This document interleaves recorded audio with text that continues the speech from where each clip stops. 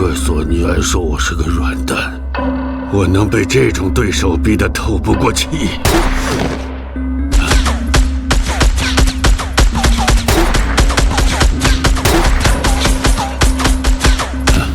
何江女士，你的故事打动了我，我愿意亲自给你打电话，亲自与你见面。我会派人护送你到我的官邸。你的官邸？那我不是任你摆布了？何江女士，你错了。